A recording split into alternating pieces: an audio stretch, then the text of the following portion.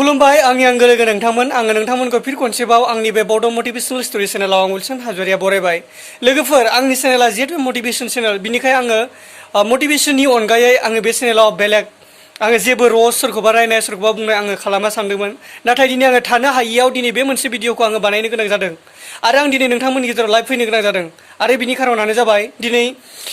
साथाम व्यक्ति बिसोर साथाम व्यक्तिया गावसोरखौनो मा सानदों मिथिया माने खालि एन्टि ससियेल बिसोरनि बाथ्रा बिथांमोननि रायलायनाया नाफाम सिखाव माने गेसाव गोफोन एरखां एरखां रायलायबाय थाग्रा जायनि थाखाय बिसोरखौ नाफाम सिखाव होननानै बुंदों आरो मोख्रा बुन्दा मावजि बुन्दा ना बिसोरो बिदिखौ मा होनो हिन्दीआव मिथिगौ ना मादारसुट बानसुट होननानै बुङो जे बेबायदि बुंजायो बिसोर साथामा माने बेबायदि आरो बिसोरो बिसोरनि आखल आखु आं एकदम बाराद्रायाव बांद्राय मोनबाय सासेया जाबाय बड'लेण्ड टाइगारनि इउटुबार जायनि नामा दनजय रामसियारि नामा आरो लोगोसे एक्स एनडिएफनि सानै व्यक्ति सासेया जाबाय मार्टिन आरो सासेखौ आं नामखौ मिथिया आरो लोगोसे नोंथांमोना थाम्बनेलाव नुखादों जानांगौ बिसोरनि पिक्सारखौ आं थाम्बनेलाव होना होखादों बिसोर साथामनि जिफोर बाथ्रा रायलायनाय माने खोनासंथावै माने बेखौ बे बिनि गाननाय जोमनायखौ नायनो हाया बिनि बाथ्राखौ खोनासंनो हाया आरो नोंसोर जुदि खोनासंनो हाया नोंसोर जुदि गावजों गाव नायलायनो हाया गाव गावबागाव न'आव थांनानै नांलायहैना बे ससियेल मिडियाआव फैनानै मा नांलायनायनि गोनांथि दं नोंसोरालाय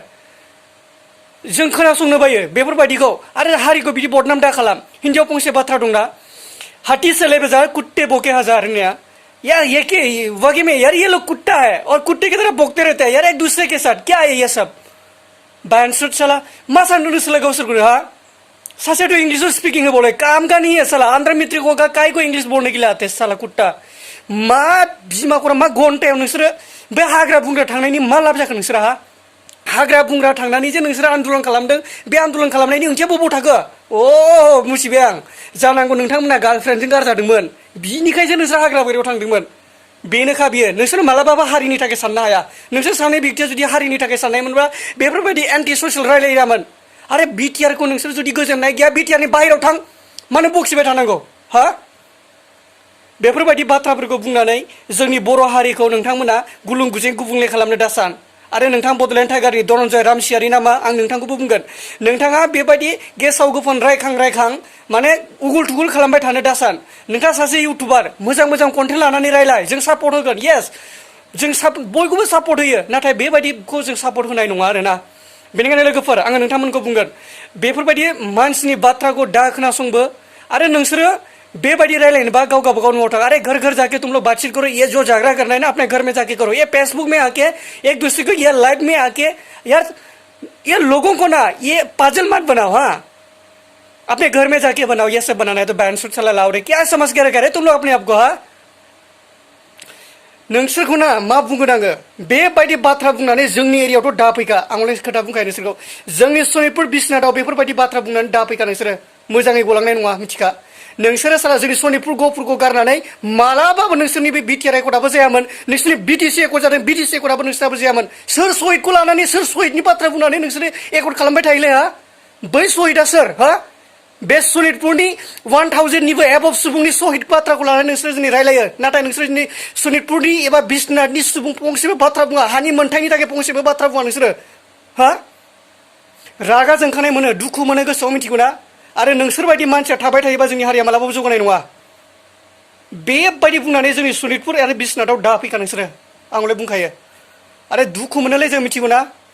जों मा बर' नङा जोंनि सनितपुर बिश्वनाथाव मा बर'फोर गैया नामा हा बैंसुट क्या समझ के रखता है तुम लोग हा नोंसिनि थाखाय ना हसा आंनि चेनेला दिनै बेबायदि रायग्रा चेनेल नङामोन मटिभेशनल चेनेलसो आं दिहुनदोंमोन नाथाय नोंसिनि बाथ्राखौ खोनासंनो बानानै आं दिनै बे भिडिअखौ बानायनो गोनां जादों लोगोफोर बेफोरबायदि मानसिखौ ना बयकट खालामनांगौ जेरै चाइनानि एप्सखौ बयकट खालामदों ना बेबायदिनो बर' हारिनिफ्राय बेफोरबायदि मानसिखौ बयकट खालामनांगौ अब्लासो जोंनि हारिया जौगागोन बेबायदि नांलाय खमलाय खालामनाय जोंनि हारिया मालाबाबो जौगानाय नङा जायखौ जोङो गोदो गोदायनिफ्रायनो खालामबोगासिनो दङ जेब्ला बर' हारिया राजानि समावबो जोङो बेबायदि गावजों गाव एना एनि थाखायनो जोंनि हारिखौ जों खोमानो गोनां जादों जेराव जोंनि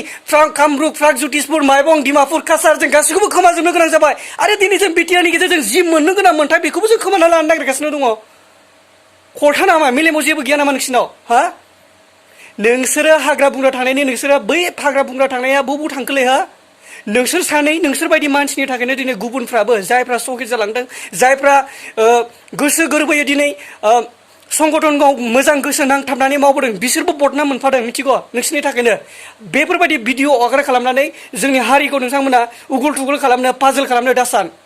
आं हले बुंखायो नोंथांमोनखौ आरो आं बारा गोलाव बुंनो थाङासै आरो नेक्स्ट बार आं सानो नोंथांमोना बेबायदि भिडिअ खालामनो दा खालाम लोगोफोरा आं नोंथांमोनखौ बेखौनो बुंगोन आरो प्लिज अन्नानै नोंथांमोना आंनिखौ देरसिन स ब्रादार नोंथांमोना बेफोरबायदि भिडिअखौ दा हगार आरो नोंथांमोना अन्नानै बेफोरबायदि भिडिअ हगारनानै जोंनि बर' हारिखौ उगुल थुगुल गोदाव सोराव खालामनो दासान आरो नोंथांमोना मोजां मोजां कन्टेन्ट लानानै बुंना जों सापर्ट होगोन येस जों दङ जों बयखौबो सापर्ट होखायो आरो जों होगोन नाथाय बेफोरबायदि गोदाव सोराव बखिलायबाय थानाय गाननाय जोमनायनिफ्राय बखिलायबाय थानाय बेफोर बाथ्राखौ जों गोजोना आरो जों सापर्ट होआ